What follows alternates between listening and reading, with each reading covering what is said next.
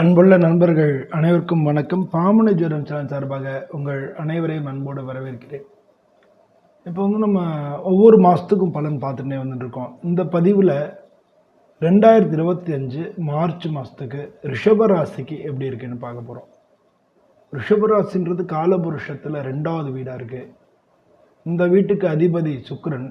இந்த வீட்டில் கிருத்திகை 2, 3, 4 பாதங்கள், ரோகிணி, மிருகசீரிஷம் 1, 2 பாதங்கள் இதெல்லாம் இருக்குது. இது எல்லாருக்கும் தெரிஞ்சது தான். இப்போ உங்களுடைய ராசியில் தான் ஜென்மத்தில் குரு இருக்கார்.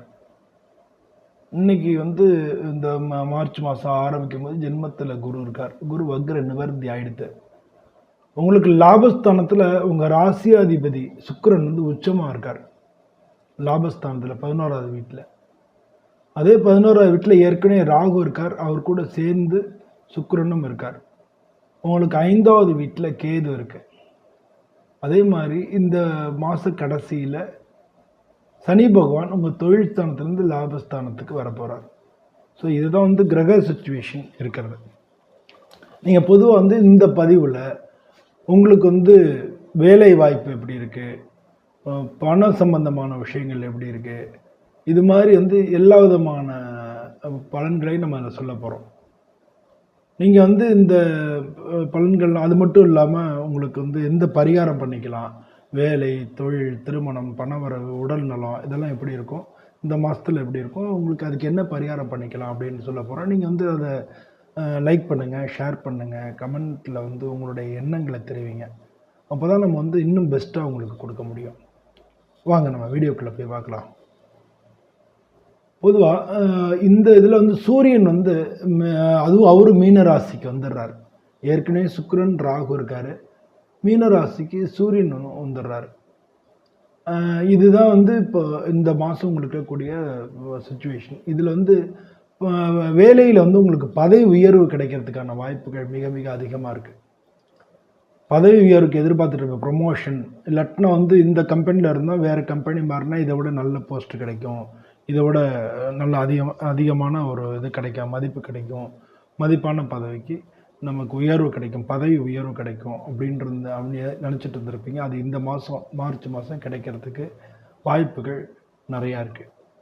நீங்கள் பார்க்கக்கூடிய வேறு பிஸ்னஸ் பண்ணிக்கிட்டு இருந்தீங்கன்னா பிஸ்னஸ்லேருந்து லாபம் அதிகரிக்கும். ஆனால் அதே சமயம் செலவுகளும் பண்ண வேண்டியதாக வரும். அதனால் அதை ரெண்டையும் செலவுகளை கட்டுப்படுத்தி லாபங்களை அதிகப்படுத்தி அப்படி நீங்கள் அதுக்கான திட்டங்கள் போட்டு நீங்கள் அது மாதிரி செஞ்சுக்கணும். புதுசாக ஒப்பந்தங்கள் கிடைக்கிறதுக்கு வாய்ப்புகள் நிறையா இருக்குது. ஆனால் அப்படி ஒப்பந்தம் கிடைக்கும் போது அதில் என்னென்ன கண்டிஷன்ஸ் போட்டிருக்காங்கன்றதை படித்து பார்த்து நீங்கள் அந்த ஒப்பந்தத்தில் கையெழுத்து போடுங்க. பின்னால் பிரச்சனை ஆகிறதுக்கான வாய்ப்புகள் நிறையா இருக்கும். அதனால் புதிய ஒப்பந்தங்கள் கையெழுத்தானா கூட அதில் என்னென்ன நிபந்தனைகள் இருக்குன்றதை படித்து பார்த்துட்டு கையெழுத்து போடுங்க. கவர்மெண்ட்டில் வேலை பார்த்துட்டு இருந்தீங்கன்னா இந்த ரிஷபராசிக்காரங்களுக்கு அது ரொம்ப ரொம்ப நல்ல டைமாக இருக்குது. இப்போ லாபஸ்தானத்தில் சூரியனும் இருக்கார். அதனால் கவர்மெண்ட்டில் வேலை பார்க்குறவங்களுக்கெல்லாம் இந்த டயத்தில் இந்த மாதம் நல்லாயிருக்கும், நல்ல திருப்தியாக இருக்கும். உங்களுக்கு நடக்கக்கூடிய விஷயங்கள் எல்லாமே உங்களுக்கு பாசிட்டிவாக இருக்கும். முதல்ல நீங்கள் இந்த மாதத்துல நீங்கள் முக்கியமாக கவனிக்க வேண்டியதுன்னா, புதுசாக முதலீடு பண்ணுறீங்கன்னா அதில் நீங்கள் ஜாக்கிரதையாக இருக்கணும். அதனால் முதல்ல எதையுமே பாசிட்டிவாக அணுகணும். முதலீடு பண்ணும்போது அதை பாசிட்டிவாக அணுகணும்னா எல்லாம் நல்லதாக நடக்கும் அப்படின்னு சொல்லி அசால்ட்டாக இருக்கக்கூடாது. பாசிட்டிவ் அப்படின்றது வேறு, நம்ம அசால்ட்டாக இருக்கிறது வேறு. அதனால் அசால்ட்டாக இல்லாமல் நம்ம ஒவ்வொன்றையும் கவனித்து அது மாதிரி எதில் சொன்னாலும் அதில் போனால் எப்படி என்ன ஏதுன்றதை முன்னாலேயே எண்ணி துணிக கர்மம் துணிந்த பெண் எண்ணோம் என்பதை இழுக்கு அப்படின்னு சொல்லியிருக்காங்க இல்லையா.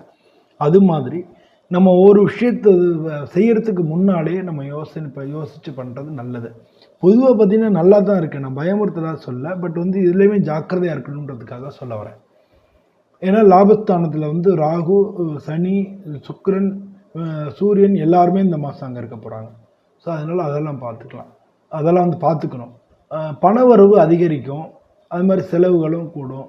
அதனால் நல்ல முதலீடு பண்ணுறது பின்னால் பிரச்சனை ஆகிடும். ஏன்னா எல்லாமே அடுத்து 12ஆம் இடத்துக்கு வந்துடும், விரயஸ்தானத்துக்கு வந்துடும். அப்போ இப்போ போடுற முதலீடு பின்னால் வீணாகிடாமல் நம்ம நல்லா யோசித்து முடிவெடுக்கணும். அது மட்டும்தான் ரொம்ப முக்கியமானது.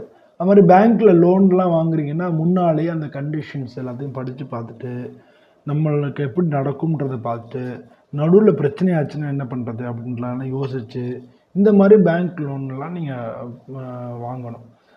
வீடு, நிலம் அதெல்லாம் வாங்குறீங்கன்னா அதெல்லாம் சாதகமாக இருக்கும். அதெல்லாம் எந்த பிரச்சனையும் இல்லை.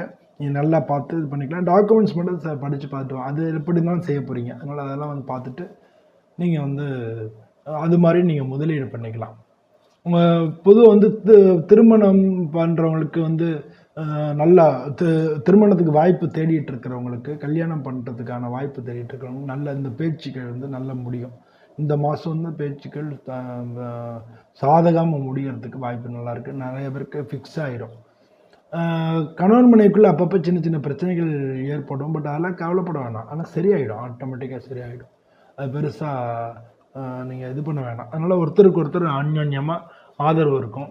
அதனால் பொதுவாக வந்து என்னென்னா, மற்றவங்கள்ட்ட நம்ம வீட்டில் பேசும்போது நம்ம வார்த்தைகளை மட்டும் கவனித்து விடணும். வார்த்தைகளை நம்ம வந்து ஒருத்தர் மதித்து அன்பாக இருந்தோம்னா வாழ்க்கையில் பிரச்சனைகள் இல்லை. அவங்களே மதிக்கணும், எதிர்த்தரப்பினரையும் மதிக்கணும். அப்படிங்கிறது அவங்களுடைய உணர்வுகளுக்கு நம்ம மதிப்பு கொடுக்கணும் அப்படின்றத மட்டும் மனசில் வச்சுங்க. உடல்நிலையை பொறுத்தளவில் உங்களுக்கு நல்லதாக இருக்கும். மன அழுத்தம் குறையும். ஆனால் ஓய்வு எடுக்கணும். ஓய்வு எடுத்தால் தான் நீங்கள் வேலை பார்க்க முடியும். அதனால் ஓய்வுக்கு கொஞ்சம் நேரம் ஒதுக்குங்க. சுகர் கம்ப்ளைண்ட் உள்ளவங்க வந்து சாப்பாட்டில் கட்டுப்பாடாக இருங்க.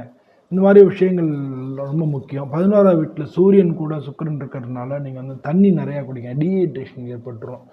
தண்ணி நிறையா குடிங்க. ஃபைபர் ஃபுட்டு அப்படின்னு சொல்லுவாங்க இல்லையா, நார் சத்துக்கு உள்ள வந்து உணவுகளை நிறையா எடுத்துக்கங்க.